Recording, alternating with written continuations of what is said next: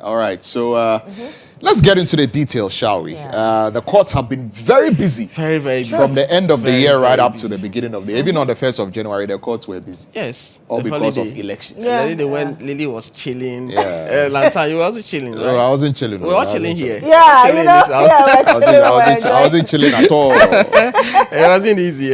This morning when I woke up, I was just looking on my alarm so many times. I turned it off. I was like, go and tell the people of Ghana. So you just wake up and go. I know, right? But yes. They say once you snooze, you lose. I'm telling you. Yeah. But let's head back to what the decisions of the courts with regards to certain gangantuan where mandamus applications. The word mandamus has to the Christmas and the whole system and all of that. So following the decision of the High Court on the 4th of January, that was on Saturday, unconventional, like you mentioned, on the Saturday, the court has sitting. But I must say that before then, the court had sit on Saturday to deal with issues with SNAIDS-related matters and all that. So it's not too anew in relation to the court sitting on Saturday, but it has to do with the High Court. And remember that the first time that the High Court sat in relation to a case at the High Court has to do with the high treason case, the case involving ACP, Dr. Benjamin Agozo, Dr. Frederick Yauma Pam, and some 8 others, of course. That was the first time they were arraigned for high treason. It was on a Saturday. Yes, so as for the Saturday, but it's not so much often. But in relation to this election, the CJ has made it clear all the courts handling election-related matters should sit on Saturdays, weekends, Saturday included, and holidays. So that's why on the 1st of January, we sat. The court had made a determination on Saturday ordering the EC to go and collate some outstanding polling center results. Tema Central, 2 polling stations, were told that out of 148, at the time that the court was dealing with the matter, 146 have already been collated. The court said, go and complete the remaining 2, add the results to it, and declare the winner. Able Kumanov, at the time that the court was making the ruling, it said what? Outstanding 62. Go and collate it, add it to the already collated one, declare the winner by today. Then we go to Okaikwe Central. The court is saying that there's an outstanding 31. Go and collate it, add it to the already collated one, and declare the winner. Then Techiman South. Outstanding 147. The court said go and collate it and then add the results and declare the winner. And the IGP was also ordered to provide adequate security to all the polling centers that the EC will be doing the collation exercise. In effect, the mandamus application from the 4 MPP candidates were granted and the court made the order. But guess what?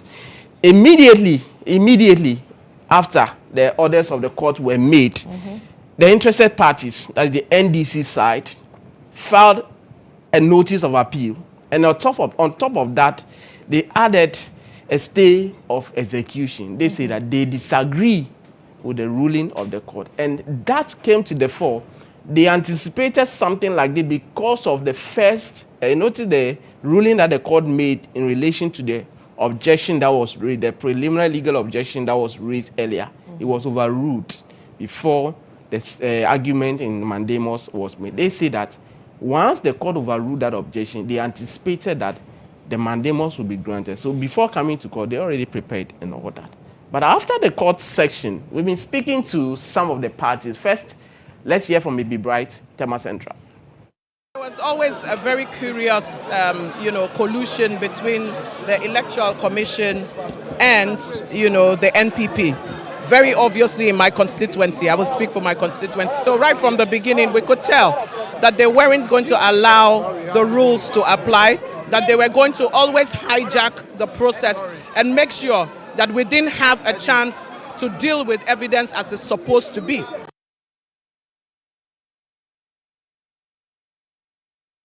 Right, so that's Bibi Bright. You saw Baba Sadiq standing by. Absolutely. Also so at that particular point, each one for himself. I know, right? God was, So Baba Sadiq, they are ready to fight this to the end. Yes, because especially if you look at the margin, especially Tema Central, when the elections were declared on Saturday, if you look at the vote margin, very, very close. Very, very close. So sometimes it's very, very difficult to accept. But in election-related matters, you can win an election by just a single vote. So that is how painful the whole thing will be. But you mentioned Baba Sadiq was just standing alongside him. Let's hear from Baba Sadiq, Okaigwe Central, also what he has to say.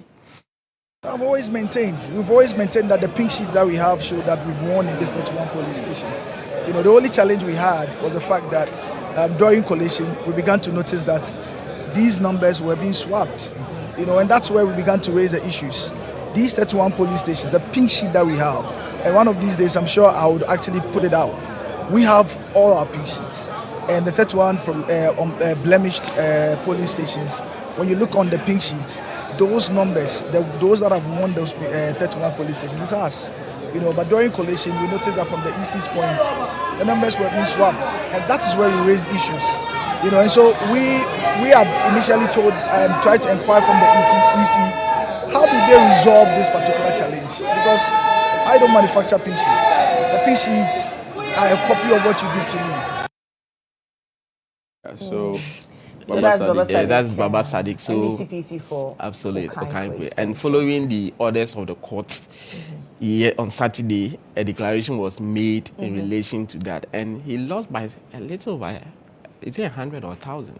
Got 21,000 against 19,000 plus. So that's about 1,000 votes margin there. And clearly he believes that there's some underground dealings, and so there was the manufacture of pink sheet and all that, as you heard. So are they still challenging it? That is why they are in court. So we'll get to know more in relation to what will become of their grievances and all of that. But that is not all. There's one particular man that we have been mentioning him, but we haven't seen him often on the screen. That has to do with Techiman South, the NDC parliamentary candidate there, Christopher Beire. He also has a message. Let's hear from him. We have our pink sheet intact, but the fact of the matter is that we must ensure that there's justice. In 2020, you know what happened? In 2024, almost the same thing in Techiman South, isn't it? And when they contended and had all the exhibits, that they had a summary sheet, they had a rate and everything, the AC went ahead, isn't it? This time, we have everything attached, but they never talked about it. Did you hear them talk about it? No. I get me. So for us, our legal team is going to look into that. But what I want you to know that when we want peace, there should be justice. And everybody's free. But to treat certain people as social class, first class elites, and others as inferior groups, that's not going to work. Right, so Techiman South. Christopher Beire is also very vocal there. So all of them, especially with regards to the NDC a candidate, and in relation to the mandamus application, they are the interested party and all. But what was interesting was how swift the NDC reacted to the decision, the orders of the High Court. Like I mentioned, they anticipated that the decision was not going to go in their favor. So they were already prepared. So immediately the court finished reading its ruling. I remember at the point Ediji Tamaklo, as the lead counsel for the interested parties, inquired from the court when the ruling was going to be ready. And the court said, and not too few minutes after the court sitting, they will do some few corrections and then it will be ready. And immediately after court rise, they were at the registry of the High Court to file their notice of appeal and a stay of execution. But let's hear the Director of Legal Affairs of the National Democratic Congress, Ediji Tamaklo, on that. Like I said in court, you can only oblige what the judge has said. But I must say that it is something that we anticipated. So we came to court prepared with our notices of appeal. And as you can see, immediately the judgment was read, we ran to the registry of the court to file the respective notices of appeal in respect of the 4 affected constituencies, as you can see. So with us here is the notice of appeal and the subsequent stay application.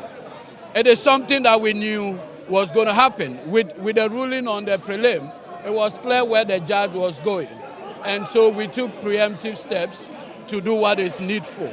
So I can tell you, and as you can confirm here, we have the respective notices of appeal We have them here, and we'll take steps right now to get them, the legal requirement. The order must be served on the Electoral Commission before they can proceed. And like my law said, they are now working on the order. We have our stay application, we have the notice of appeal, and we take steps. This matter is not ending here. And let nobody be deceived. This matter cannot end here. Right, so yes, this matter will not end here. And of course, yes, the matter is not ending there. You know when he said, I mean, they anticipated the outcome. I mean, I'm sure when everybody is going into a court sitting or going for a ruling, you anticipate whether you win or you lose. Yes, it's 50-50. So you prepare for both outcomes. Yes, yeah. Just like yesterday, Manchester United played on Liverpool, right?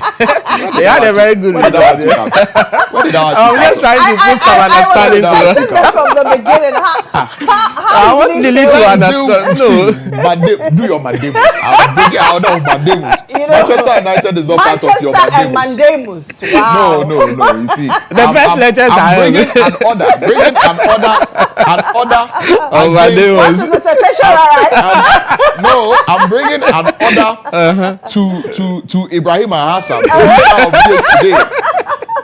A mandamus application to compel Murtala to do his work. Do your work. We're from Manchester United. Do your work. Wait, the order is yet to be given, so it's as though there's no order there. So yesterday, that was what happened. So they have the notice of appeal and the stay of execution pending as we speak. But before I come to that, there's one particular man who has also been very, very vocal in this whole matter. And guess what? Man? The computer man. Dr. Rashid Tanko Computer. Yeah.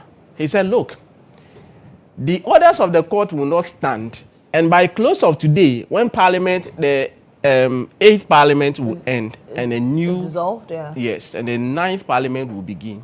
Their candidates will be sworn in. Examine them to know that the election was not complete. That is their story. That's why I describe the court agree with them. A bucket full of lies, pour in front of the judge, and he succumbed to those lies. How can you listen to people like that? Okay, if I walk to the court and tell them that somebody came to my house and attacked my place, vandalized and took all my monies away, so the judge should just rule that this man, you are a thief, you have stolen because the man said this and that. Is that how he ruled? But he did the factual mistake twice, not once, twice. He corrected himself. And continue. They corrected him. Yes, he was corrected. So what has to do with figures? It has to do with what? Figures. So now anybody who sits at the High Court judge and somebody comes and tell you a pack of lies, you accept it and say that because of what he said, I'm going to rule in favor of him. That is what has happened today. You were in the court. I was seated with you people. Is it fair? Is it fair to we the interested parties? And you want NDC to allow this one, won't allow it. What?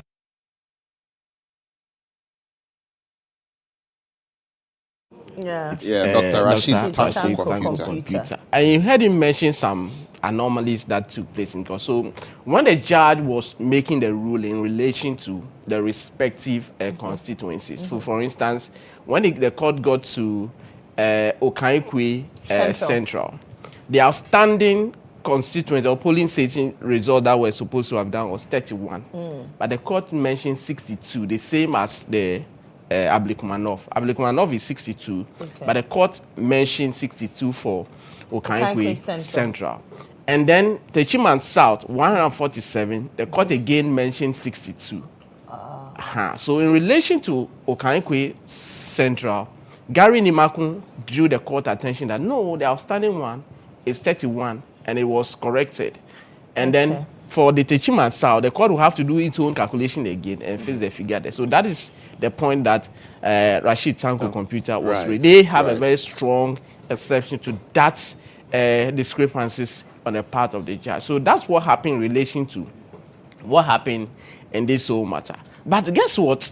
There's one constituency also that have been mentioned, but for a while now we haven't heard anything. Obuasi East. Yeah. Yes, Obuasi East. And so what's happening there? So Obuasi East, there was a recollation and redeclaration in favor of the NPP candidate. Yeah. Then the NDC candidate who had the earlier declaration in his favor said, no, I am going to court. Then he did went to court. But on Saturday when the court was about to hear the matter, he advised his lawyers to withdraw that particular application. Let's hear from his counsel, Eliklem Agbemaba. It's based on instructions from the client, as you have rightly pointed out. We have more information which we think will make his case stronger, but which we have not put in our affidavits here. And also, this court does not have time, so we decide to withdraw and come back. That is why we discontinued the action with liberty to reapply.